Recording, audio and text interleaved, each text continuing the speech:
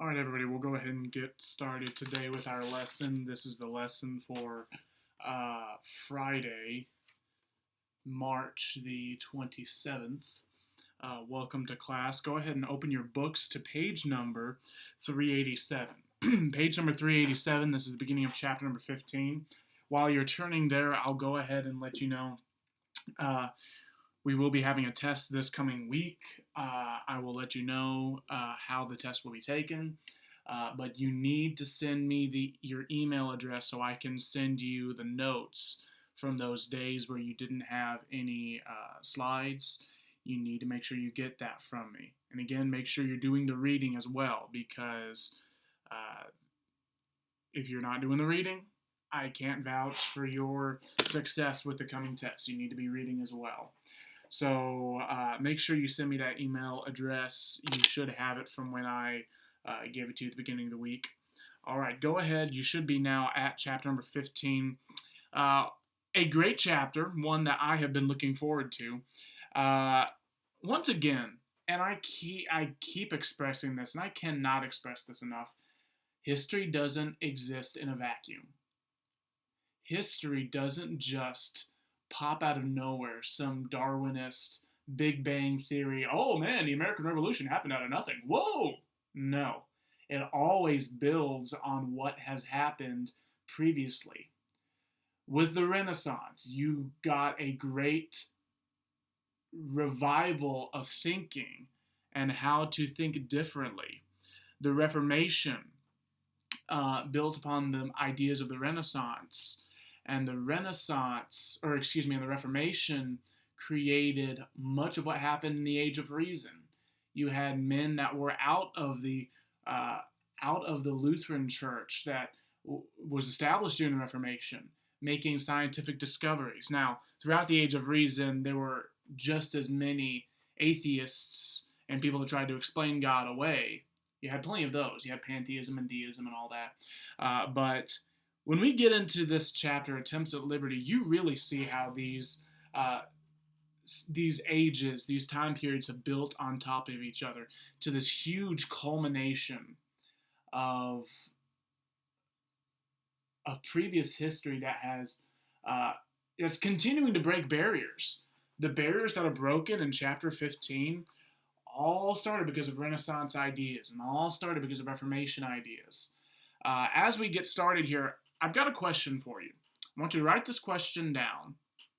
Pause the lesson, write this question down. I want you to think about it. Take a couple minutes thinking about it, and then be prepared to answer this question at the end of the lecture.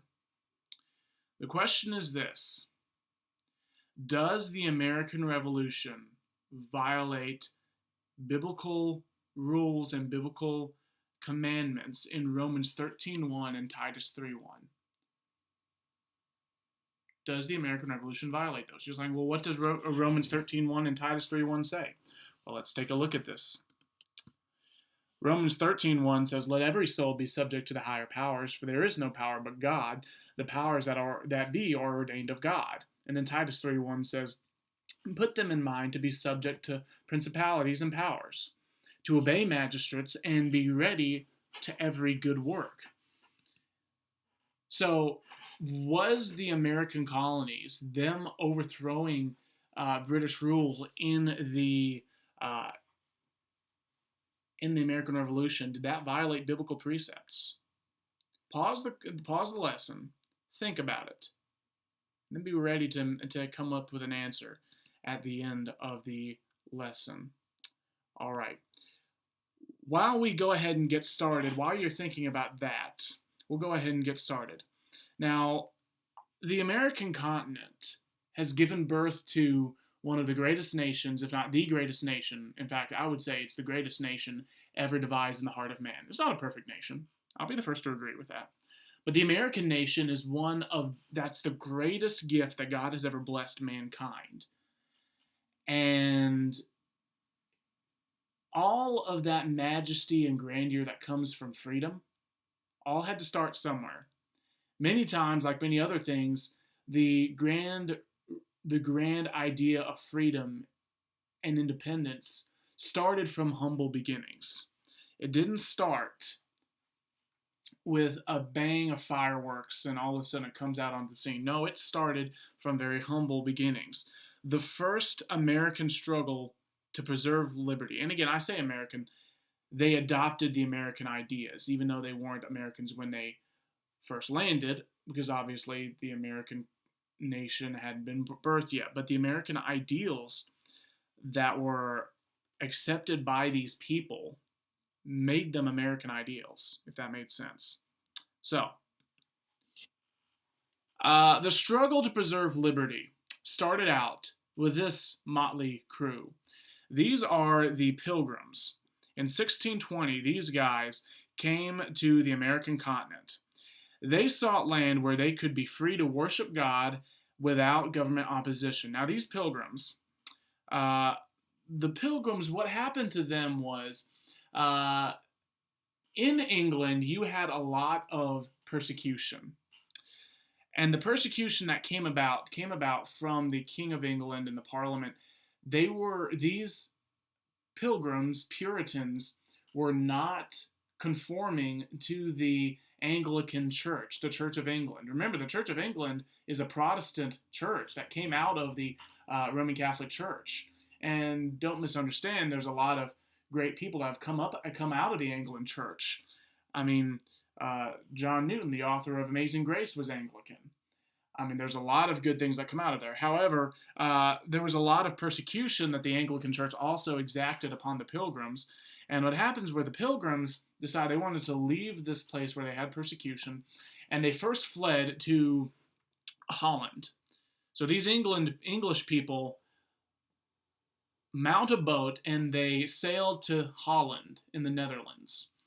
They lived there just long enough to see, yes, we've got great religious freedom. That's great. That's what we wanted. However, our children are losing their English identity. These Pilgrims were proud individuals. They're proud of their country. They weren't proud of what their country was doing to them, but they were Englishmen and they were very, very patriotic. And they did not want their children to lose their English identity. These children of theirs were beginning to speak in Dutch, and they were not happy with this. And so they mounted up a boat called the Mayflower.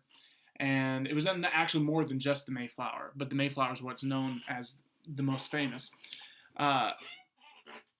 They boarded the Mayflower and they headed towards the New World.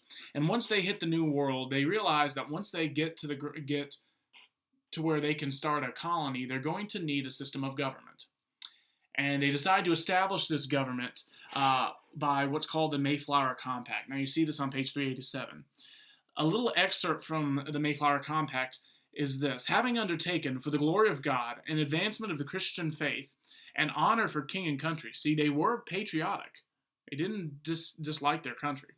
A voyage to plant the first colony in the northern parts of Virginia, we do by these presents solemnly and mutually in the presence of God and of one another, covenant and combine ourselves together into a civil body politic, for our better ordering and preservation of the furtherance of the ends aforesaid.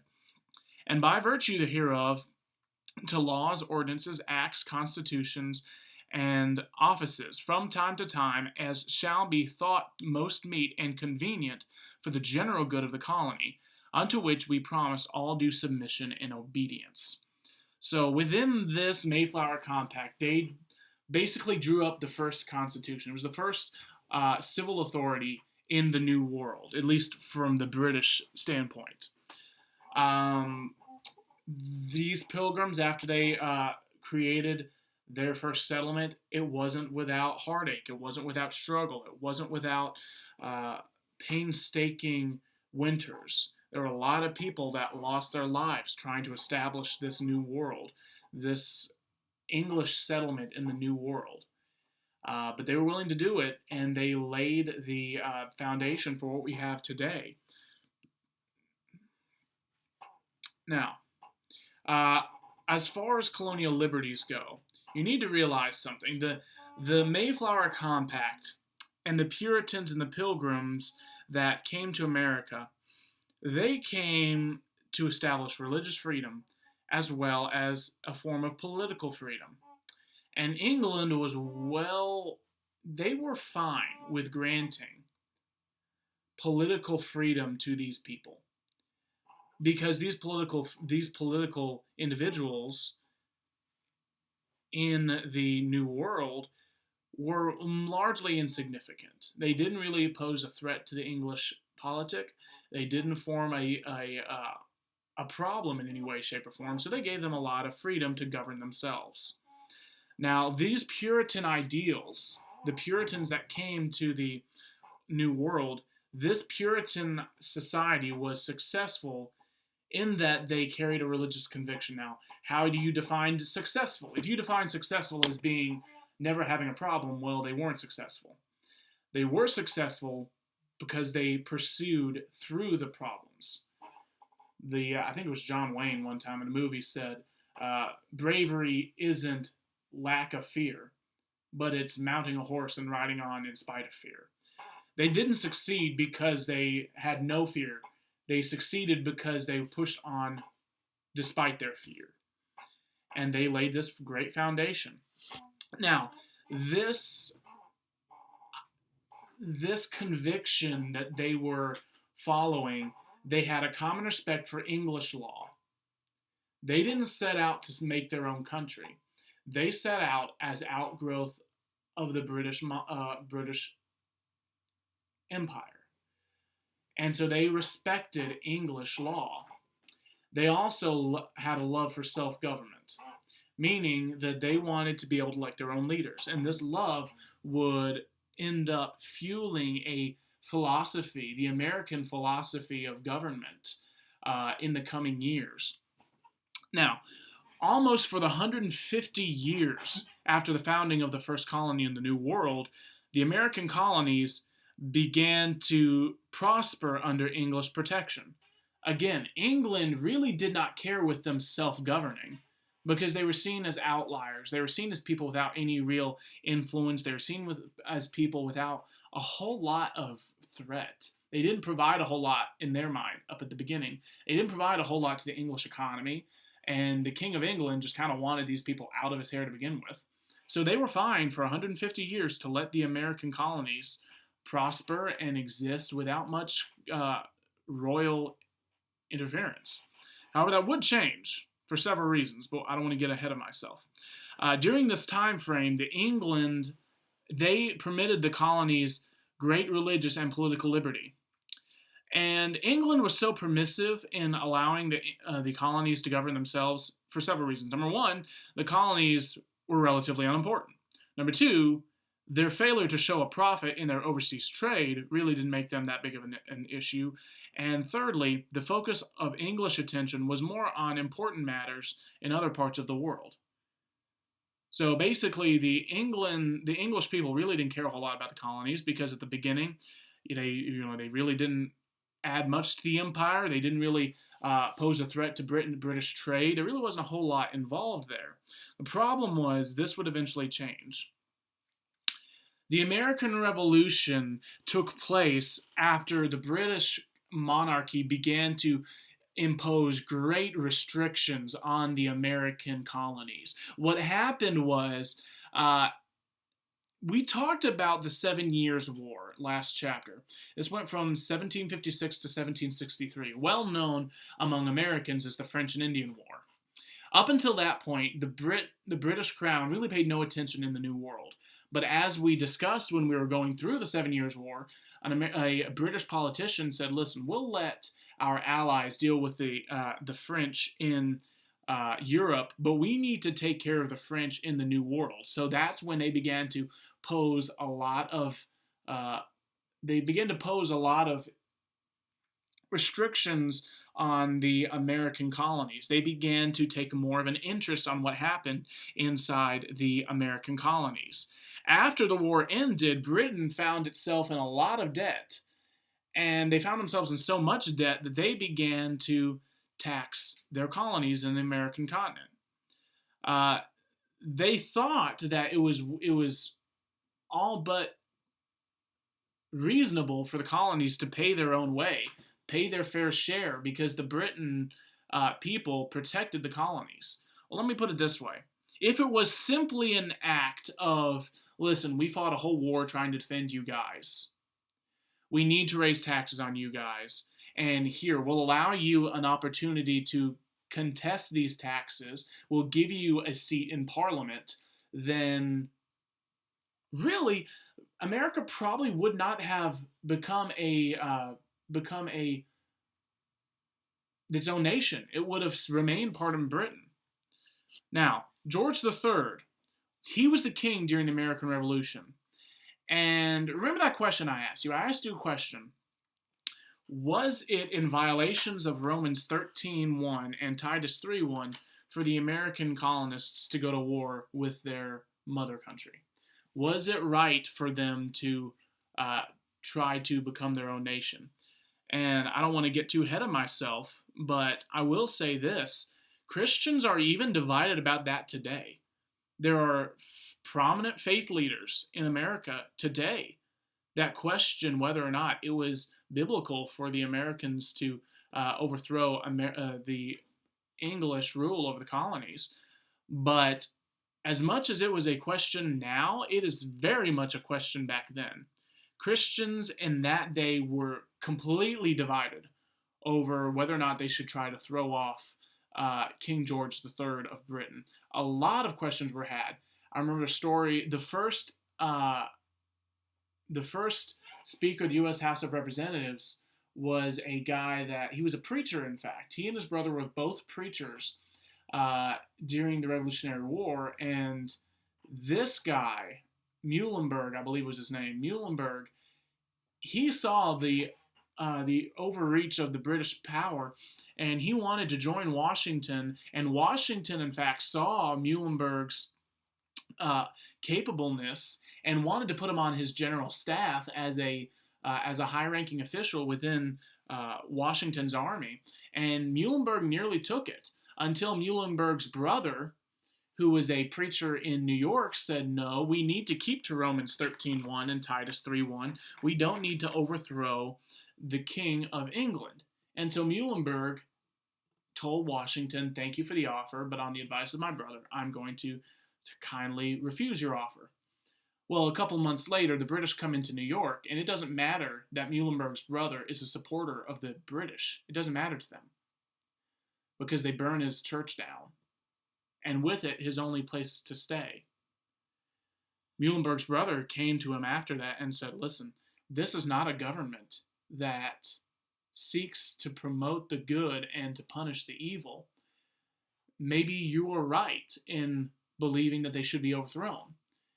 And Muhlenberg, upon the new advice from his brother, joined Washington's staff, and this is how he told his church that he was going to go and join Washington. He got into his pulpit one Sunday morning wearing the clergy robe that he usually wore, and then he reads his text, and I can't remember the text off the top of my head, but he reads the text, and I believe it was a text about something about defending the sheep against the wolves. After he reads the passage, he takes off the clerical robe, and underneath is a colonel's uniform. And he tells his congregation, I now have to do what a shepherd must do, and that is defend his flock from the enemy.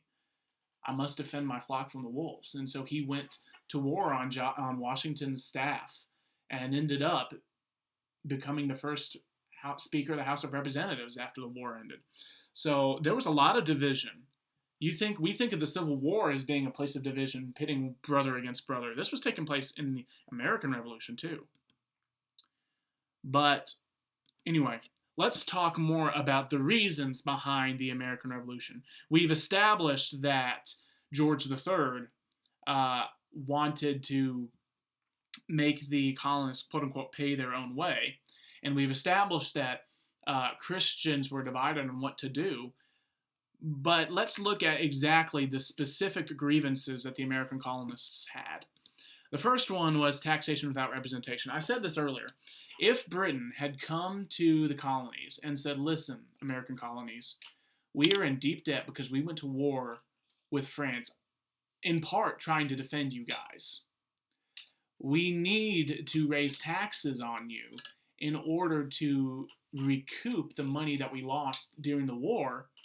But I tell you what we're going to do, American colonies. We're going to give you a seat in the parliament. We're going to allow you to have a voice in these taxes that we pass. I guarantee you that the American colonies would not have overthrown the British rule in the American colonies. I do not think that would have happened. Why? Because the gripe that most people had was taxation without representation. Remember, Britain for years had allowed the American colonies to exist kind of by themselves. For years, they allowed the American colonies to have their own government, basically run themselves for hundreds of years. And now the British comes in and try to exert authority on the people of the colonies. And the colonies were like, well, listen, you've allowed us to have part in government for years, and now when it comes to actually taxing us, you are not going to give us a seat in the parliament? How is this just? So that was the first and really the primary reason for revolution. Second, and this is really important, the British began to quarter troops in civilians' homes during a time of peace. It was one thing if during a time of war there's not enough space. It would be one thing if under those circumstances Britain allowed their troops to be quartered in private homes. That's one thing. In fact, the American Constitution, the same people that were fighting Britain right now, when it came time for us to ratify our own Constitution, we said, listen, during a time of war, we might have to quarter troops in civilians' home in order to execute the war effort. But the second that there is peace, there is to be no government forcing private citizens to quarter troops. That was a huge violation of their privacy and of their freedom.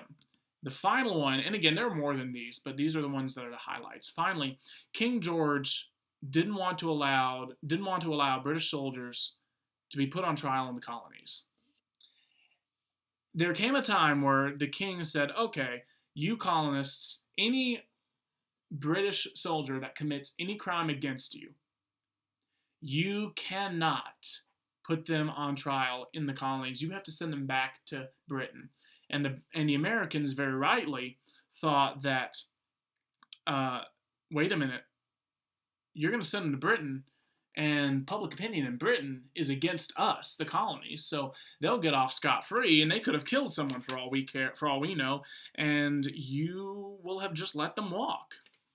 The colonists didn't trust the justice system in the British homeland.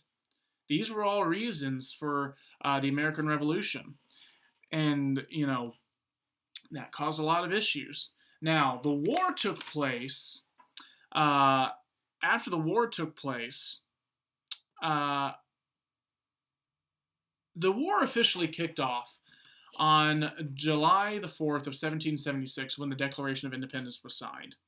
What happened is there had been 2 years leading up to the signing of the Declaration in 1776. For 2 years previously, Britain had actually already waged war against its people, against the American colonists. Britain had already sent troops over to the U.S. and began to start shooting American colonists. That certainly didn't help relations with Britain. And so what happens is the Americans try and try and try again to reconcile things with the British Crown. In fact, here's a little bit of the American Declaration of Independence, what they said. They said they tried to end this peacefully, but the King of England wasn't having any of it. In fact, you know what? I'm going to read this later because this actually has a part of something else I'm going to talk about, so I'm going to leave that be. But the Declaration of Independence was signed on July 4th, 1776, after 2 years of Britain sending British troops and firing on American colonists at Lexington and Concord, Bunker Hill, Breed's Hill. All of these battles took place before the Declaration even was signed. And the Declaration of Independence was the official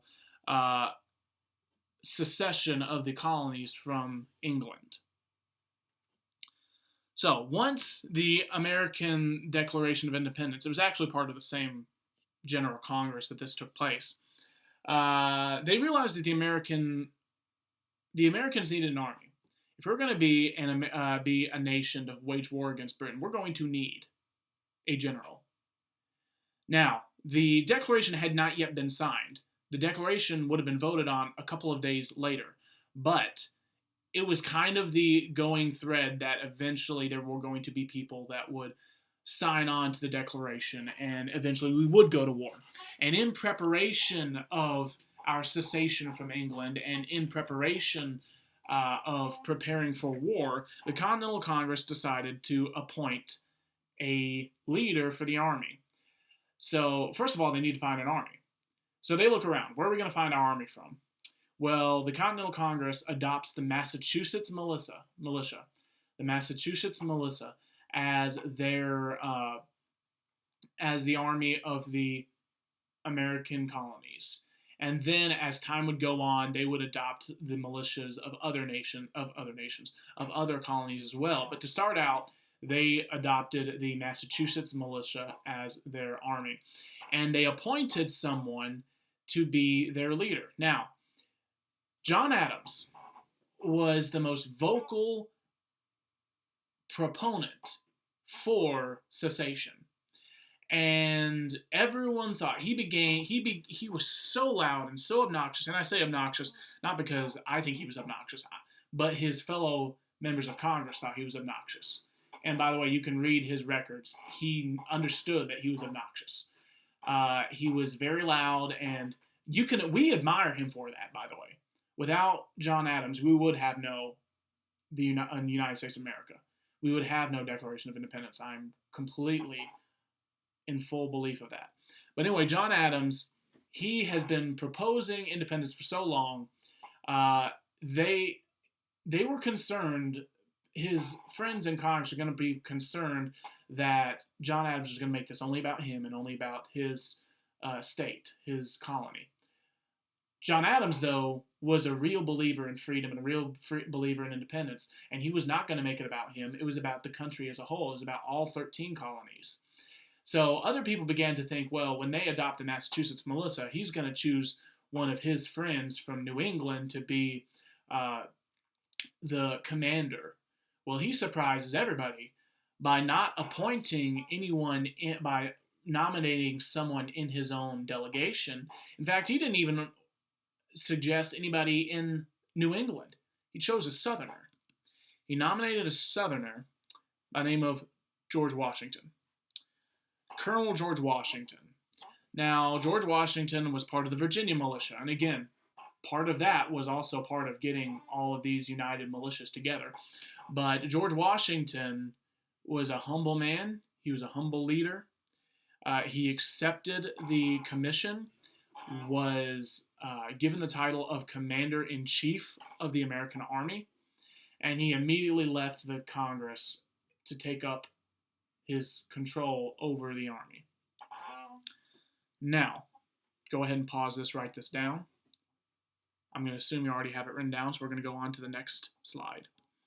Now, nothing really to write down about this, but it is important. I want to show you the way the British, now that the Americans have officially gone to war with them, the British took two real attempts at trying to win the war. Their first attempt was to go on a northern campaign. They invaded Boston by boat. They invaded New York from Canada. They were trying to win the war by taking the North. That didn't work for them. So then they moved south. They land in Georgia, and this is kind of a blurry picture. They land in Georgia. There's really not a whole lot of opposition in Georgia. So they move up to South Carolina. Now, South Carolina, they had a lot of resistance in South Carolina when they tried to take South Carolina. There was a guy by the name of Francis Marion. He was known as the Swamp Dog, I think was his nickname. I just now forgot. Shoot. But he was a man of the swamp. He had his militia in the swamps, and he would launch from the swamps, destroy the British supply lines, and then run back into the swamps, and the British didn't want to chase after them. That really slowed them down. And then they did make a couple forays into North Carolina. They fought at Charlotte. In fact, you go to Charlotte today, you can learn about the Battle of Charlotte that took place, the battle at Guilford Courthouse.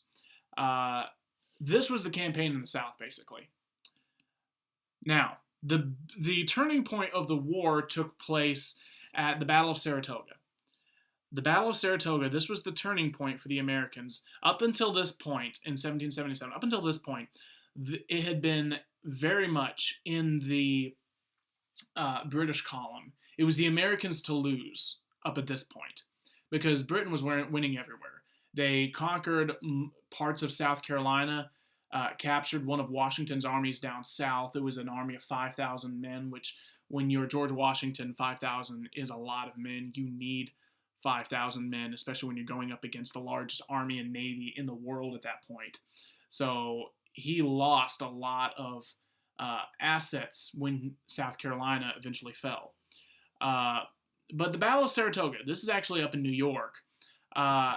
This battle convinced the French to help the Americans. Up till this point, Benjamin Franklin's in France trying to convince the French to join the side of the Americans. Well, the French just had their head handed to them in the 7 Years' War. They really were not into they really didn't want to get into this revolution. Not only did not want to get into this revolution, they also didn't want to bankrupt themselves because of the 7 Years' War, they were hemorrhaging money like a sieve. You have no idea how much money they were losing. And they didn't really want to hop back into it. And then this battle was one that kind of changed their mind. Which, by the way, shout out to the French for helping us. Shout out to the French for making this win possible. I will say this, though. There really was no reason for them to jump in except to embarrass the British.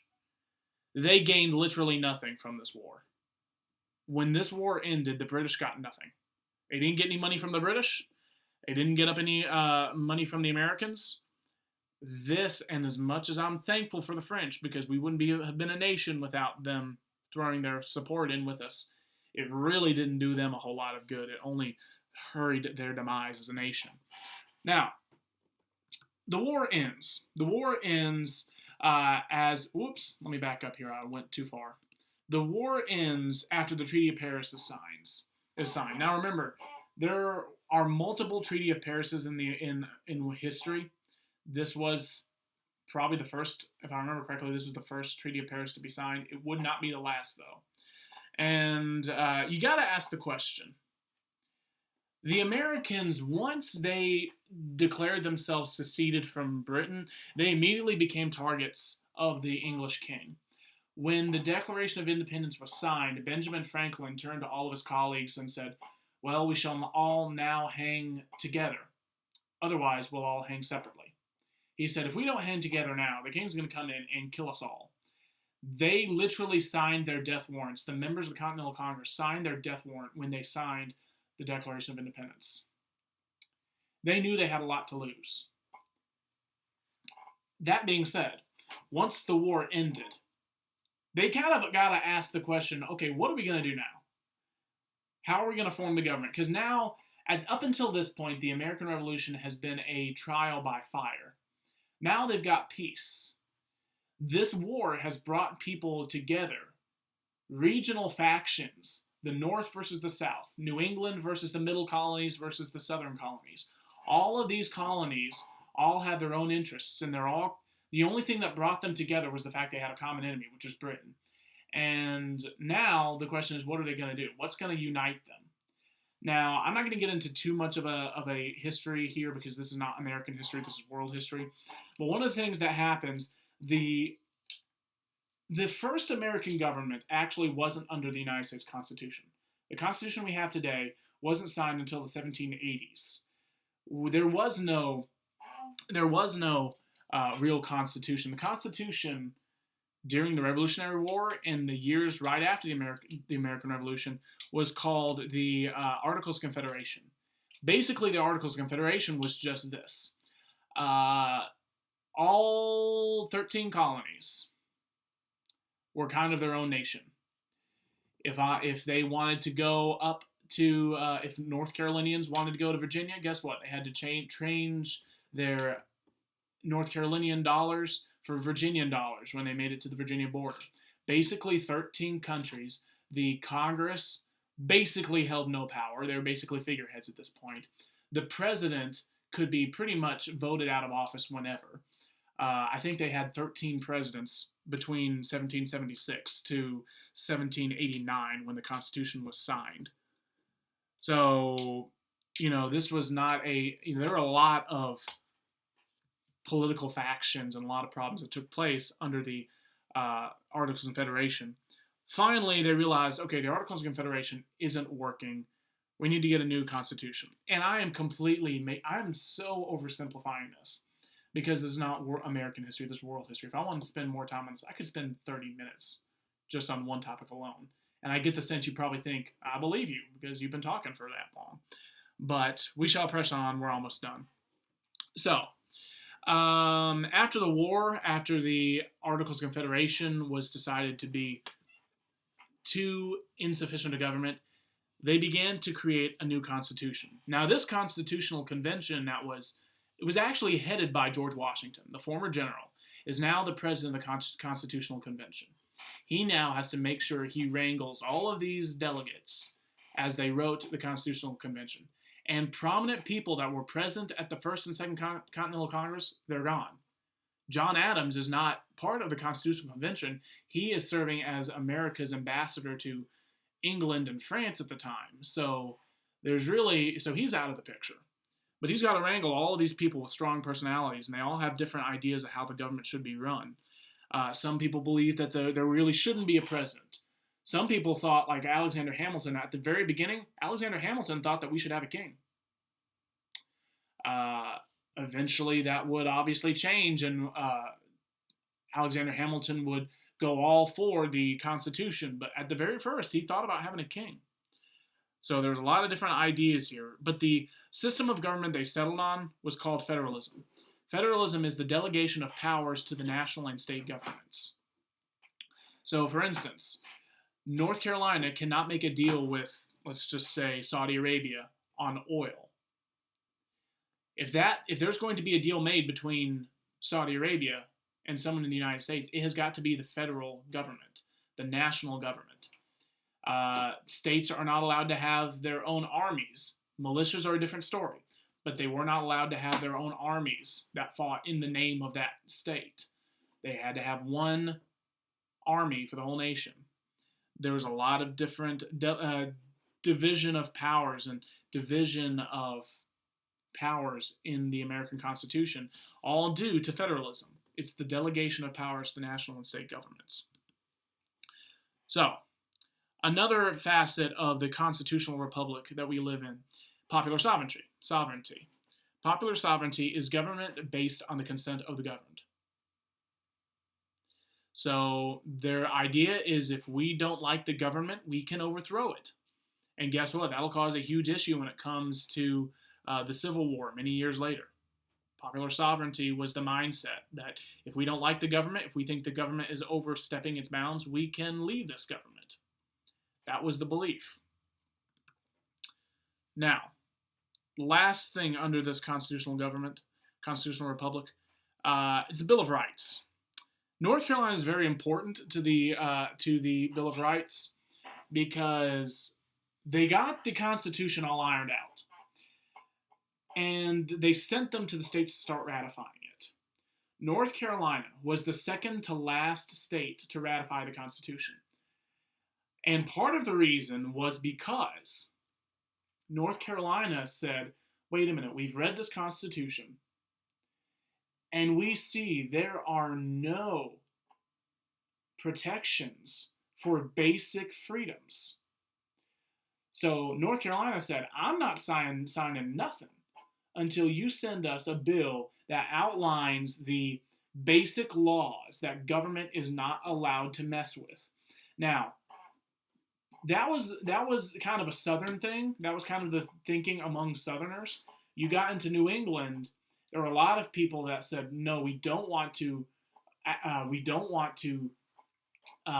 designate specific rights, because then people will get the idea that only those rights are protected by the government. But North Carolina said, well, I don't think that's going to be the issue. The issue they're most concerned about is government not paying attention to the rights of the people. And so they outlined the most basic rights of Americans. They called the Bill of Rights. The power, or the freedom of free speech, the freedom of religion, the freedom of expression, freedom of the right to bear arms. All of these are part of the Bill of Rights. And North Carolina said, we're not going to sign the Constitution without it. George Washington actually approved of North Carolina's concerns, and he actually wrote the North Carolina delegation a letter thanking them for their concerns. So that's all what the Bill of Rights are, and you can thank North Carolina largely because of that.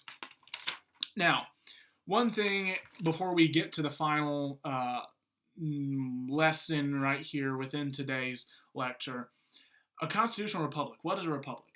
See, a lot of people talk about America. Oh, America is the center of democracy. America is the greatest country for democracy. America is not a democracy. The founding fathers wanted to steer as far away from democracy as possible. Why? Why? Because they thought democracy is the people rule. And democracy says, listen, if all of the people want to invade my rights, they can. Under a democracy, if I want to steal my brother's property, his house, but I got enough people around to say Stephen Seifert should get his brother's land, and all of them voted on it, but he voted against it, but everybody else said you should give it up to your brother, then guess what? I get his land. Democracy does not protect the basic rights of individuals. A constitutional republic does. In a democracy, the people rule, and that is very dangerous. The people rule directly. That's dangerous. John Adams said, when they were talking about democracy, John Adams said, there has not yet been a democracy that has not committed suicide. Every democracy has committed suicide. One of the only few examples right now is Britain. Britain's hasn't experienced a revolution since the 1790s. So since long before the 1790s, actually. So they're the longest serving democracy. America's the longest serving republic. And it's because we view the rights of the individual so sacred that we're not going to let the majority rule what those rights are. So I just want to make that clear. Now, as we wrap up, I want to discuss, because this is what we talked about. We asked about at the very beginning the question, does the American Revolution violate Romans 13:1 and Titus 3:1? Let me remind you what those verses say. Romans 13:1, let every soul be subject to the higher powers, for there is no power but of God, and the powers that be are ordained of God. Put them in mind to be subject to principalities and powers, says Titus 3:1, to obey magistrates and be ready for every good work. Now, I said that there are a lot of prominent preachers and theologians in America that say, no, the revolution was actually in countervention to the Bible. And this is not in a way for me to tell you that you shouldn't listen to this preacher. I'm not saying your parents are wrong to listen to this guy. I listen to him on certain things. So this is not against him as an individual or against him theologically. His name is John MacArthur. John MacArthur stated about it. Let me find this quote. Okay. Here it is. People have mistakenly linked democracy and political freedom to Christianity. That's why many contemporary evangelicals believe the American Revolution was completely justified, both politically and scripturally. They follow the arguments of the Declaration of Independence, which declares that life, liberty, and the pursuit of happiness are divinely endowed rights. But such a position is contrary to the clear teachings of commands of Romans 13:1-7. So the United States was actually born out of a violation of New Testament principles. And any blessings God has bestowed upon America have come in spite of that disobedience by the Founding Fathers. I'll let you come to your own conclusion on that. I'll tell you what I believe. I believe Dr. John MacArthur is wrong. I cannot say that he isn't using Scripture to back up his belief. I do give him credit that he is trying to use Scripture to back up his belief. However, I can still disagree with him on the point, and I do disagree with him on the point. You know, you have several different interpretations of Romans 13 and Titus 3. One interpretation that I would use to defend that that the forefathers of the American nation were doing the will of God. What God did in Romans 13:1 and in Titus 3:1, God condemned the overthrow of government in lieu of anarchy. God didn't want believers to overthrow the government, and instead follow anarchy, which is the absence of government. That's what these verses are talking about. These verses aren't talking about, and again, it's my interpretation. I'm sure John MacArthur would disagree with my interpretation. That's fine. But as I interpret this, it's not talking about the overthrow of government altogether, of a tyrannical government. It's talking about overthrowing government in lieu of anarchy, letting anarchy take its place. And how do we know that? Well, he's right that Romans 13:1 and Titus 3:1 is a New Testament precept. But what about Hebrews 11?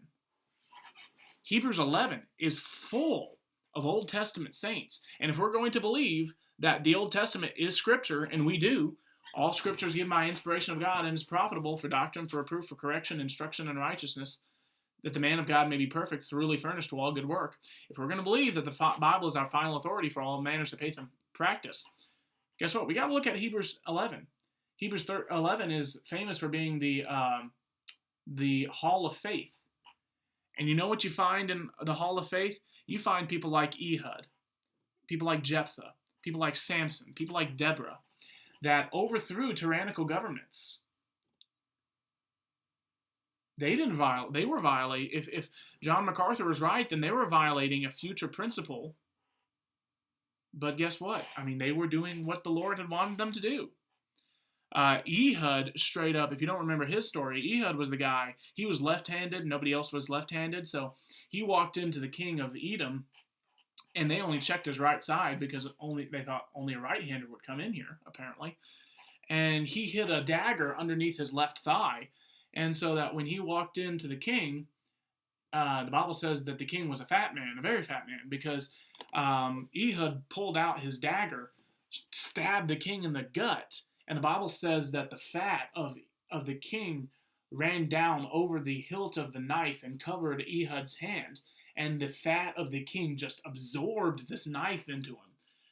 I mean, that's quite an interesting story. Jephthah overthrew a tyrannical government. Samson did. Deborah did. And this is an argument that has been taking place since 1776, when the revolution was new news. So I say that to say this. People are still going to disagree with me. My stating this fact is not going to change people's minds if they disagree with me. But you can make a guess for yourself. But this is where I stand on the issue about, does the American Revolution violate the Bible? All right, we'll wrap up for the day. Remember your homework. Today, this is the lecture for the 27th, so make sure you do the section review on page 393. Now, it says prepare for the test. Well, how can you prepare for the test even if you don't have all the information? Don't worry about it. Study what you've got. I'll make sure you have what you need in order for the test. All right, I just want you all to know that I love you and I'm always praying for you.